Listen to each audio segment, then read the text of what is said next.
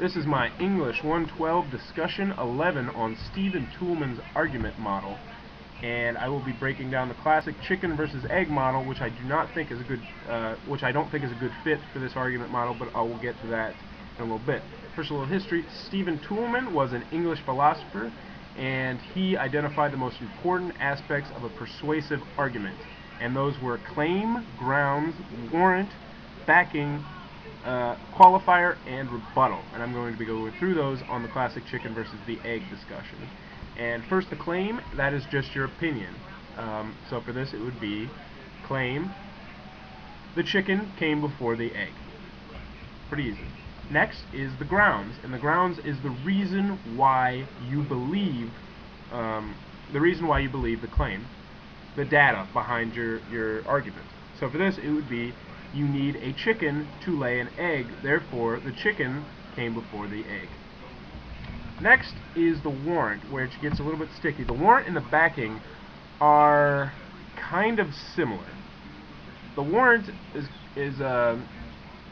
well, for this one it's kind of hard to do a warrant because it's a very linear question. There's only there's two ways to go. You can either go chicken or egg, and you can either say the chicken came before the egg because you need a chicken to lay an egg, or the egg came before the chicken because you need an egg to produce a chicken. There's no other way to go with it. So, but luckily it also says that this can be unspoken, which I think for this argument is better because I just said you need a chicken to produce an egg. I mean, that's my grounds, but that's also the warrant. So I'm just going to move to the backing, which is very similar, and for the backing, it gives you additional support. It makes your argument sound better. So for this I would say scientists have tried and failed to produce chicken eggs. So therefore you absolutely positively need a chicken to produce a chicken egg, which means the chicken had to come first.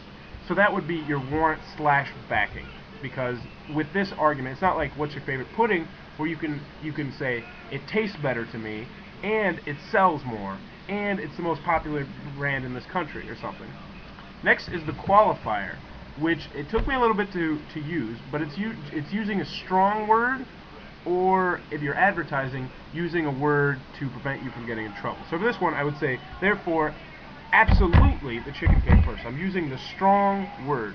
But the qualifier was actually really interesting to me, particularly because I thought it was a strong word, but then they also say words as most, usually, always, or sometimes. So I think the qualifier is pretty much your escape clause. If it turns out you're wrong, you can say 99%, and you say, okay, that was the 1%. This is making it so that if you're wrong, you can say, well, I said nearly always. Last is the rebuttal. Oh, actually, I just had a brain fart on that one. Absolutely would not be there. So, yeah, that's fine. God, this is confusing. Gosh. Last is the rebuttal, and this is preemptive strike, pretty much. The pro egg came first side are going to have their side of the argument, and this is just your way of saying, you know, okay, I know you're going to disagree, but here's more information. So for this, I would say more information can be found online about how the chicken came before the egg. And that's the argument model. But like I said, I don't think this is the best question for it. It's actually really difficult. This is like the 5th time I've tried to film this. So the claim would be the chicken came before the egg. The grounds would be you need a chicken to lay a chicken egg, therefore the chicken came first. The warrant is unspoken. The warrant is unspoken, but it's pretty much the backing, which would be scientists have tried and failed to produce chicken eggs, therefore the only way to produce a chicken egg is with a chicken, which means the chicken had to be first. The qualifier, for this one I used a strong word, which is absolutely, to try and assert my point.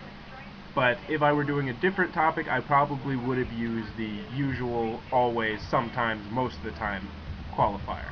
And last is the rebuttal, which is just me saying that you can get more information about how the chicken came first online. And that was my English 112 discussion using Stephen Toulmin's argument model on which came first, the chicken or the egg. Thank you.